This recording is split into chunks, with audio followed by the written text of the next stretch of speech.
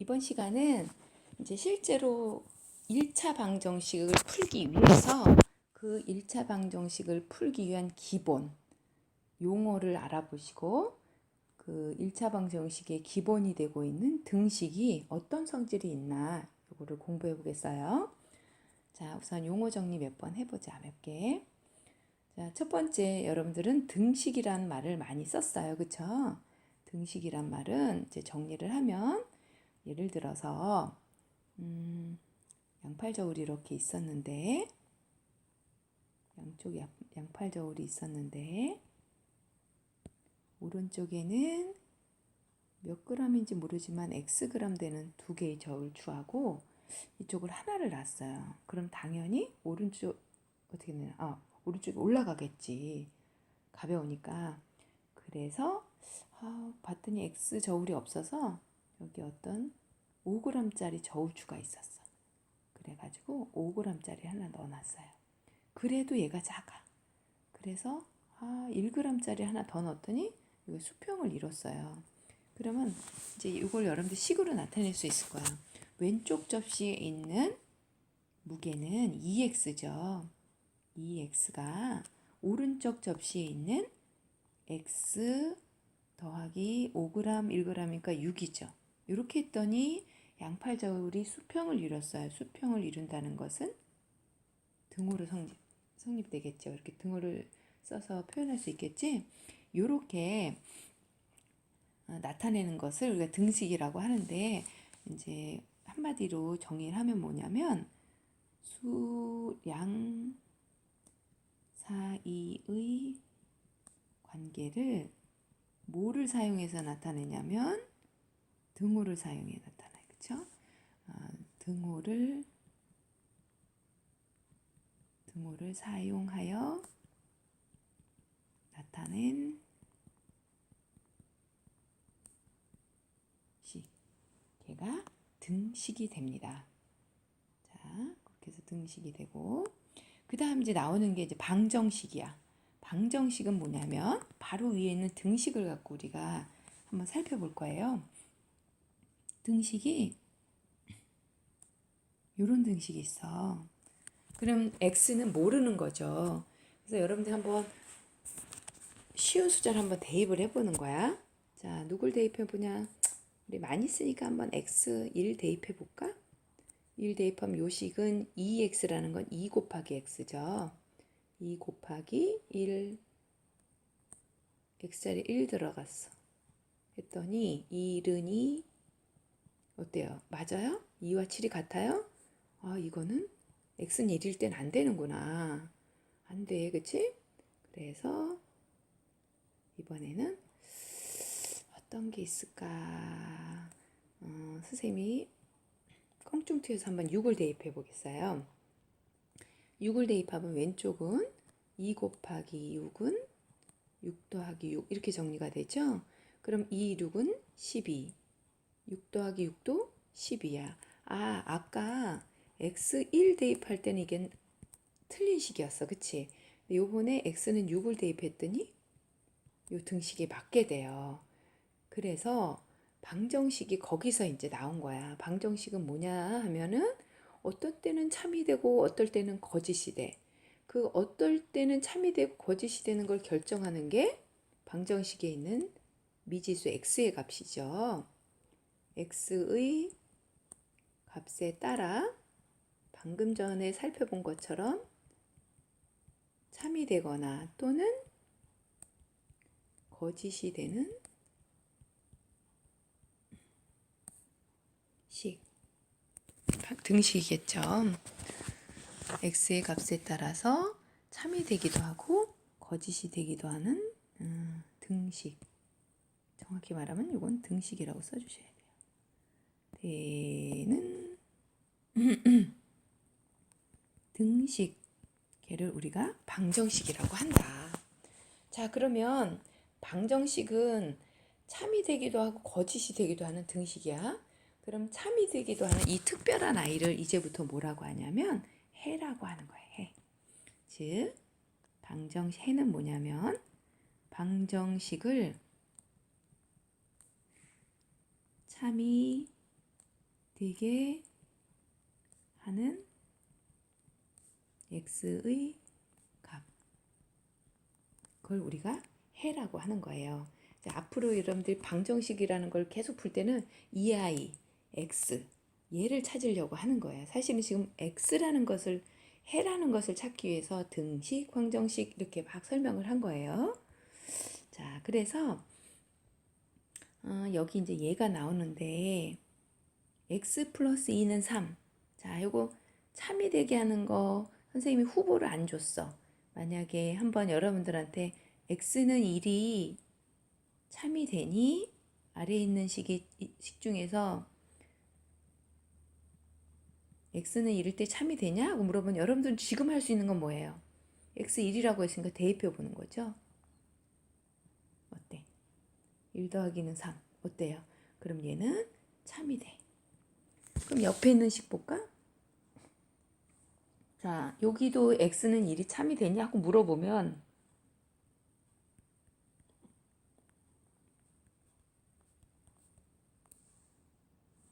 (5일은 5) 어때요? 참이 돼요? x는 1이 참이 안 돼요. 그러니까 이 1은 첫 번째 식의 해는 되지만 두 번째 식의 해는 안 되는 거죠. 그렇죠? 자, 그런데 참 이상한 방정식 등식이 나타나요. 자, 뭐냐면은 밑에 있는 두 식을 보세요.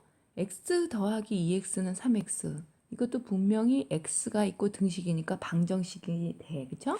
그럼 이제 해를 찾으려고 몇 개를 한번 여러분들 대입해 보는 거야. 쉽게 한번 1 대입해 보자. 1 대입하면 여기는 1 더하기 2x는 2 곱하기 x니까 어때요? 1 더하기 2는 3. 맞죠? x는 1이 해인가 보다. 끝! 그러려고 봤어요.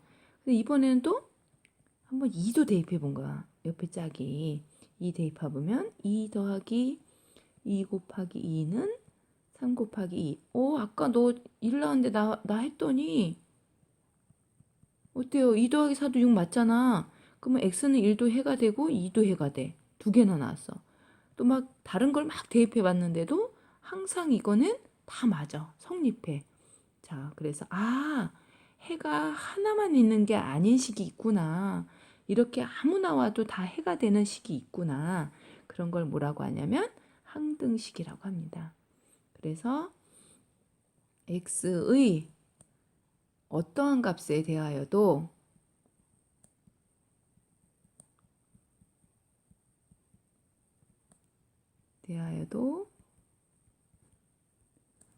항상 참이 되는 등식은 좀 다른 말을 붙여보자. 다른 용어를. 항상 참이 되기 때문에 걔네는 항등식이라고 하자. 자, 그럼 벌써 눈치챘죠? 여러분들 딱 봤을 때 좌변 x 플러스 2x 좌변이죠. 얘가 우변하고 똑같아요. 그럼 아무거나 와도 되겠죠. 자, 그러면 얘도 보세요. a 플러스 2는 2 플러스 a. 대입 안 해봐도 a 플러스 2 얘네 둘이 자리를 이렇게 바꾼 게 2 플러스 a죠. 자리 바꿔도 항상 성립하잖아. 그러니까 얘도 항등식이 되는 거예요. 항등식이 됩니다. 자, 그래서 항등식은 해가 너무너무 무수히 많다는 것을 꼭 기억하시면 되겠죠. 자, 이렇게 이제 해봤고, 이제 실제로 다음 수업에서 해야 되는 방정식을 풀기 위해서 방정식은 누굴 갖고 시작한 거냐면 등식을 갖고 시작한 거예요. 그러니까 등식이 갖고 있는 성질을 잘 이용하면 방정식, 즉 해를 금방 찾을 수가 있어요. 그래서 우리 여기에서는 등식의 성질을 한번 알아보는 거야. 자, 무슨 얘기냐? 등식의 성질은 일단 A와 B가 같다는 게 주어져 있어요. 등식이 주어져. 이렇게 같으면 네 가지 성질이 나와요. 자, 무슨 얘기냐? 여기 왼쪽 접시에는 동그란 저울이 두 개 있고 오른쪽 접시에는 직육면체 모양의 저울이 이렇게 왔어요. 그런데 얘네들이 수평을 이뤄 같다는 거죠. 같아요. 그래서 같으네. 그러면 여러분들이 살짝 이제 상상을 해보는 거예요. 똑같은 어떤 물건을 이미 수평을 이루고 있는 상태에서 올려놔봤어. 똑같은 걸. 무게가 똑같은 걸. 그래도 이거 저울추가 움직일까? 그대로 수평일까? 그대로 수평이죠. 그래서 요거이면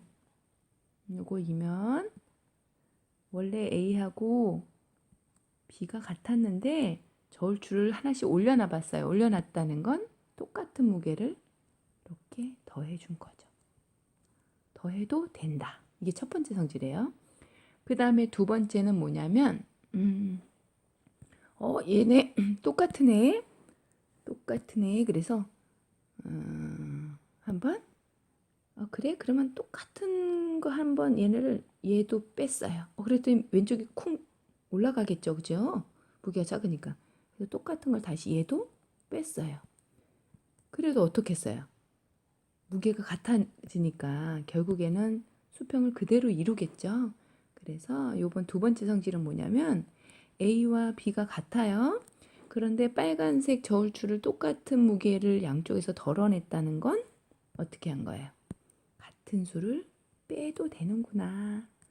빼도 된다. 이렇게 해준 거예요. 이게 이제 1번, 2번 성질이고 그 다음에 3, 4번만 이제 남았어요. 3, 4번은 뭐냐면 자, 처음하고 똑같아. 동그란 저울추 두 개랑 직육면체 저울추가 이렇게 수평을 이루고 있었어요. 그래서 수평이네. 그러면 양쪽 접시 무게를 2배로 해볼까? 그럼 어때? 2배로 요걸 똑같이 2개 더 올리고 얘도 같은 저울추를 이렇게 위에다 또 올리겠죠. 그쵸? 그래도 어때요? 2배로 해줬어. 그래도 똑같이 2배 했으니까 수평은 그대로겠죠? 이제 거기서 나오는 게 세 번째예요. 세 번째는 뭐냐면 그래 A와 B가 같았어. 그래서 A도 2배 해주고 B도 2배 해줬어요. 그 얘기는 원래 있던 A, B에 2배를 해줬다. 몇 배를 해줬다는 것은 곱한 거죠. 그래서 어떤 수 C를 이렇게 곱해도 등호는 성립한다. 이게 세 번째 성질이고 또 그렇게 된다면 2배를 해준 거고 요 그림에서 이 저울에서 2분의 1을 해줬어요. 여기도 2분의 1로 줄였어. 즉 요거를 이렇게 2분의 1로 했다는 건 이렇게 쥐어서 밖으로 내줬다는 거죠. 밖으로 빼줬어. 그래도 어때요? 반씩 똑같이 줄여도 원래 수평이었으니까 그대로 수평을 이루겠죠. 그래서 이제 마지막 성질은 뭐냐면 A하고 B가 같았니? 그러면 반으로 줄였다는 것은 나눠줬다는 거죠. 같은 수로 이렇게 나눠줘도 등호가 성립하는구나. 이게 네 번째 성질이에요. 그런데 마지막은 조금 조심해야겠죠. 우리가 나누기를 할 때는 0이라는 것으로 나눌 수 없으니까 C는 0이 아니다. 이렇게 기억을 하시면 돼요. 그래서 이제 등식의 성질 네 가지가 나왔어요. 등호가 이미 성립한 등식에서는 같은 수를 더하거나 빼거나 곱하거나 나눠도 0이 아닌 수로 나눠도 항상 이 등식은 변함없이 성립한다라는 걸 기억하시면 돼요.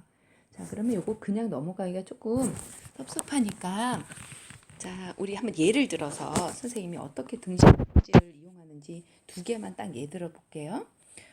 여기 x-1은 3이라는 등식이 있었는데 방정식이 있었는데 여기 등식의 성질 1, 2, 3, 4번 중에 누구를 이용했더니 얘가 간단하게 이렇게 나왔대요. 자, 어떤 성질 이용했니 하고 물어보면 변화된 것만 보면 되죠. 그래? 좌변을 봤더니 x-1이었는데 x가 남았어. 그럼 마이너스 1을 없앴다는 거죠. 얘를 없앨 수 있는 거 뭐예요? 그렇지.